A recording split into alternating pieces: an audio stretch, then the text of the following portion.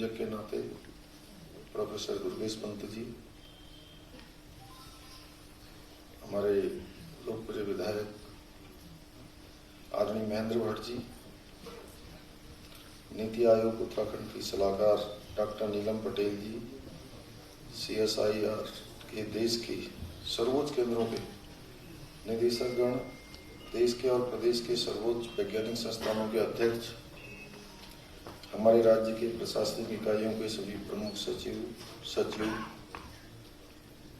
Planning विभाग के अधिकारी, विश्वविद्यालयों के सभी कुलपतिगण और विभिन्न संस्थाओं के निदेशक, इसमें NVRI से भी आए हैं बारिक जी, IHMBI से संजय जी, WIT से धनंजय जी, IRS से प्रकाश जी, वाडिया से साई से, FRI से अरुण जी, EPKS से लक्ष्मी जी और बहुत सारे वैज्ञानिक और विभिन्न क्षेत्रों में जिन्होंने बहुत विशिष्टताएं प्राप्त की हैं, ऐसे सभी महानुभाव जो कुछ प्रत्यक्ष रूप से और कुछ हमारे इस वीडियो कॉन्फ्रेंसिंग के माध्यम से हमसे जुड़े हुए हैं, मैं सभी का धन्यवाद करता हूं कि जो हमने बोधिसत्व विचार श्रृंखला, ये उसका आज तीसरा कार्यक्रम है। इससे पहले 2 कार्यक्रम 14 नवंबर को और 22 नवंबर को हमने यहाँ पर आयोजित किए थे, जिसमें देश के और हमारे प्रदेश के बहुत सारे विभिन्न क्षेत्रों में काम करने वाले महानुभावों का सुझाव हमको उसमें मिले हैं। मैं आज अत्यंत अभिभूत हूँ कि अपने आप को अत्यंत सौभाग्यशाली मानता हूँ कि इस विद्वत समाज के मध्य में उपस्थित होकर आप सबके जो विचार हैं वो विचार हमारे राज्य के लिए मिल रहे हैं और विद्वान सर्वत्र पूज्यते पर आधारित है। आज पूरे देश से संपूर्ण उत्तराखंड में श्रेष्ठ वैज्ञानिकों के विचार व मनीषियों का समागम हुआ है। इस विहंगम विमल समागम में मैं सभी का हृदय से स्वागत भी करता हूँ। और सच बताऊं तो मैं राजीव जी मंच पर हैं और मैं उनको अपना अभिभावक भी मानता हूँ। उसके 2-3 कारण हैं। पहला कारण तो यह है कि मैं जिस विश्वविद्यालय का छात्र रहा हूँ, आप उसी विश्वविद्यालय के रहे हो, मेरे सीनियर हैं। दूसरा, उत्तराखंड में आपका निवास है और उत्तराखंड की चिंता करते हैं और आप सब लोगों को भी बताने में मुझे कोई संकोच नहीं है कि मैं आज मुख्य सेवक के रूप में काम कर रहा हूं, लेकिन राजनीति के क्षेत्र में मैं अपने आप को अभी एक शिक्षार्थी मानता हूं। और वैसे भी पहली बार मैं ना मंत्री रहा हूं, सीधे मुख्य सेवक का काम मिल गया मुझे। तो इस नाते में सीखने की प्रक्रिया, मैं हमेशा कहता हूं कि मैं सीखना चाहता हूं और सभी लोगों के विचार जानना चाहता हूं। तो इसके लिए हमने ये सोचा कि माननीय प्रधानमंत्री जी का भी जो विजन है कि 25 साल का जब हमारा राज्य होगा, तो 25 साल का राज्य, उन्होंने एक हमारे सामने उसकी अवधारणा रखी। जब वो ऋषिकेश आए थे तो उन्होंने कहा कि 25 साल का जब उत्तराखंड होगा, अभी 21 साल का उत्तराखंड है, बहुत सारे अनुभव लिए हुए हैं, साथ में बहुत सारी चीजें छूटी हुई हैं, बहुत सारी चीजें साथ चल रही हैं, और जब 25 साल का होगा तो हर दृष्टि से, उन्होंने कहा, वो केंद्र की सरकार जिसका यहाँ पर हमको सारा मार्गदर्शन दे ही रहे हैं, आपके निर्देशन में सब काम चल ही रहे हैं, तो दोनों सरकार मिलके, यहाँ की सरकार भी और वहाँ की सरकार भी, उत्तराखंड देश के श्रेष्ठतम राज्यों में से एक राज्य हो हर दृष्टि से। तो उसके लिए हम सबको काम करना है। तो इसीलिए हमने ये बोधिसत्व की, जिसमें सबके विचार आए, सारे वैज्ञानिकों के आए, सारे विभिन्न क्षेत्रों में काम करने के आए। ऐसा नहीं है कि कोई एक, हमने औपचारिक रूप से इसको नहीं किया है, हम चाहते हैं कि इसमें सबकी सहभागिता हो। आप सबके बीच में जैसा आदरणीय जोशी जी ने बहुत सारे विषयों पर लगातार आप काम कर रहे हैं, लगातार आपका जो काम है हिमालय को बचाने के लिए, पर्यावरण को बचाने के लिए बहुत सिस्टम तरीके से चल रहा है। उसी प्रकार से चाहे रोजगार की बात हो, चाहे हमारे पलायन की बात हो, वो सब हमारा क्या है कि भौगोलिक परिस्थितियों का बड़ा अलग अलग वो है। यहाँ पर बहुत सारी भौगोलिक परिस्थितियां हमारी अलग हैं। हर साल यहाँ पर कोई न कोई ऐसा डिजास्टर आता है जिसके कारण से हम बहुत आगे जाते हैं, फिर हम पीछे आ जाते हैं। तो हम उससे कैसे उसका सामना करें, कैसे हम अधिकतम अपना प्रिकॉशन लें, कैसे उसकी तैयारी करें, उसके लिए अभी आदरणीय राजीव जी ने ही कहा और मैं भी आपसे अनुरोध करता हूँ कि एक कोई ऐसा केंद्र जो आपदा प्रबंधन से हो, जलवायु से हो, वो हिमालयन राज्यों के लिए हो, हिमालय को बचाने के लिए हो या इस राज्य के लिए हो। प्राथमिकता होगी कि हमारे राज्य में, लेकिन वो पूरे देश के काम आए, हिमालयन राज्यों के साथ पूरे देश के लिए काम आए। वैसा ही केंद्र अवश्य यहाँ पर स्थापित होना चाहिए। और इस बार की जो हमारी आपदा आई थी अभी 18 और 19 अक्टूबर को, उसमें मौसम विभाग ने, जो मौसम का केंद्र होता है, उन्होंने हमको एक दिन पहले हमको सूचित किया था कि बड़ी आपदा आने वाली है। और मैं उस दिन अयोध्या में था, तो प्रातःकाल 17 तारीख को मैंने एक अपना वीडियो संदेश जारी किया और आकर सभी हमने, हमारे चीफ सेक्रेटरी समेत सारे लोगों ने यहाँ पर हमने तुरंत समीक्षा करी। सभी जिलाधिकारियों को, सभी हमारे प्रशासनिक अधिकारियों को हमने कहा कि एक दिन के लिए यात्रा रोक दीजिए। और यात्रा रोकी गई, स्कूल बंद कर दिए गए।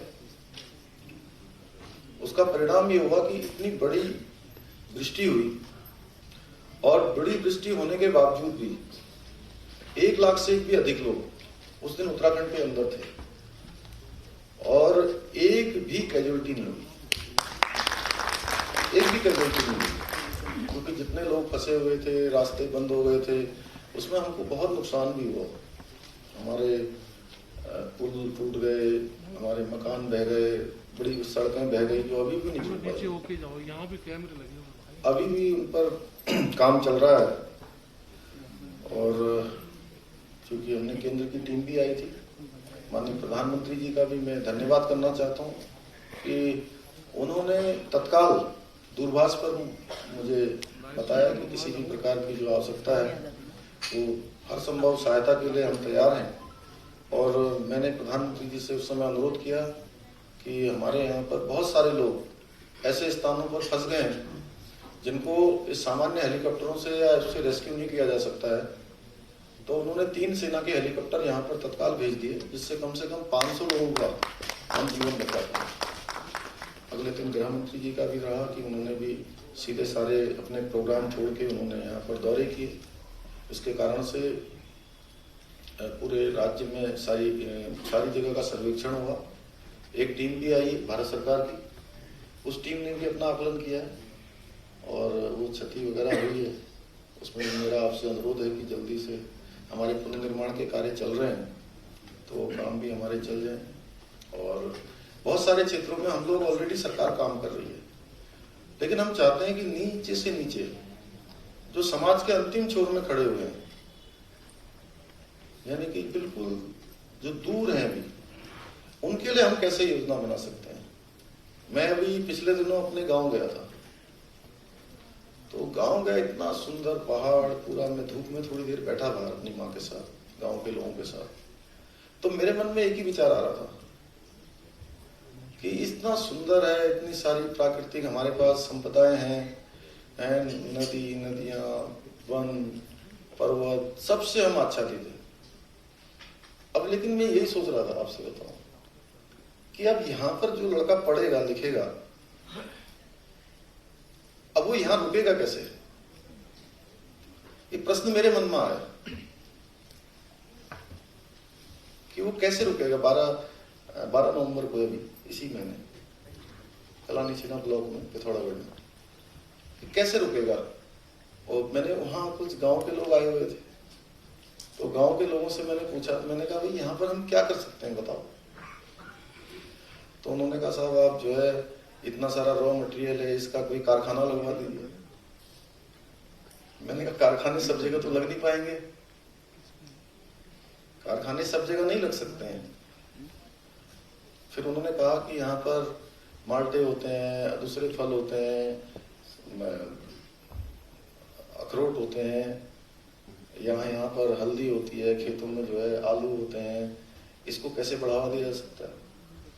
तो मतलब कुल मिला के मैं एक उदाहरण दे रहा हूँ आपको। एक उदाहरण इसलिए कि ये आदरणीय राजीव जी आए हैं, अनिल जोशी जी लगातार प्रयास करते हैं, मेरे को भी आप सब लोगों के बीच में से ध्वज वाहक का काम दे रखा। तो ये यात्रा कोई ऐसा नहीं कि हम ही लोगों की यात्रा है, हमारे कोई वैज्ञानिक लोग बैठे हैं, कोई कुलपति बैठे हैं, कोई निदेशक बैठे हैं, प्रशासनिक अधिकारी बैठे हैं, सबका अपना अपना कालखंड है, सब लोग अपना अपना कुछ ना कुछ काम कर रहे हैं, अपने अपने क्षेत्रों में बड़ा अच्छा काम कर रहे हैं।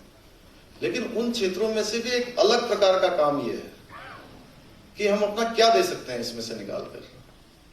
कुछ हम एक्स्ट्रा दे सकते हैं, कुछ और कर सकते हैं। जैसे कहते हैं कि अपने लिए तो हर कोई जीता है, उस जीने में से भी हम और क्या निकाल सकते हैं। तो उसमें निश्चित रूप से काम करने की आवश्यकता है। और हिमालय को बचाने के लिए भी हम सबको आगे आना होगा, उसके लिए भी हमको काम करना होगा। किसी ने ठीक ही कहा है, जो भी बाधाएं आई उन सबसे ही लड़ा हिमालय, इसलिए तो दुनिया भर में हुआ सभी से बड़ा हिमालय। तो इस क्षेत्र में हम सब लोग काम करेंगे तो ये बोधिसत्व कार्यक्रम ये हम सबका है, ये हमारी सबकी सामूहिक यात्रा है। क्यों सुधांशु जी? तो ये सामूहिक यात्रा है, ये किसी की व्यक्तिगत यात्रा नहीं है। सुरेखा जी तो पहले से करती है, हमारे कुलपति जी करते हैं, सब लोग लगे रहते हैं। तो इस सामूहिक यात्रा को हम लोगों ने आगे पहुंचाना है। अब मैं पिछले दिनों आनंदवर्धन जी हमारे सब करते ही हैं, सरकार में सब चीज देखते हैं। तो अब मैं इनसे सोच रहा था, इनसे भी कह रहा था और वैसे भी सोच रहा था। अब बार बार आता है, मैं मुख्यमंत्री भी हूँ, वित्त मंत्री भी हूँ, कि आज यहाँ इतना पैसा देना है, वहाँ इतना पैसा देना है। फिर हम लोग जोड़ते रहते हैं कि इसको ये घोषणा कराएंगे, इसका पैसा आएगा कि नहीं आएगा, सर कहाँ से पैसा मिलेगा। तो मैंने सोचा कि जो है हम खर्च करने की बात तो करते हैं, लेकिन पैसा निकलेगा कहाँ से, यानी कि जनरेशन कहाँ से होगा। तो उस दिशा में भी हम सभी को सोचना है। तो बहुत ज्यादा न कहते हुए, चूंकि समय की मर्यादा है, आप सभी का मैं पुनः धन्यवाद करता हूं। आप सबके विचार आएंगे और मुझे अभी एक पहले से जो निर्धारित कार्यक्रम था उसमें बागेश्वर निकलना है, और इस बोधिसत्व से जो अमृत निकलेगा निश्चित रूप से वो बहुत ही हमारे राज्य के विकास के लिए एक प्रेरक सिद्ध होगा, और साथ ही सभी हिमालय राज्यों के लिए एक सशक्त समावेशी विकास के लिए मॉडल दस्तावेज बनाने का भी कार्य करेगा। मेरी इच्छा थी कि मैं पूरे समय इस कार्यक्रम में रहूं, लेकिन क्योंकि पहले से कार्यक्रम निर्धारित था, ये श्रृंखला जो हमारी शुरू हुई है, आज के 4 सेशन है, मैं सभी से अनुरोध करूंगा कि जो हमारी टेक्निकल सेशन है, हमारे विज्ञान प्रौद्योगिकी से जुड़े हुए जो सब्जेक्ट हैं, सभी लोग उसमें भाग लें। और इसके लिए हमारे दुर्गेश पंत जी यहाँ पर हमारे प्रतिनिधि के रूप में यहाँ रहेंगे। मैं इनसे कहूँगा कि सब चीज़ें नोट करें और उसको हम लोग कैसे कार्य रूप में दें, उसको आगे बढ़ाएंगे। पुनः आप सभी का बहुत बहुत धन्यवाद। जय हिंद, जय भारत।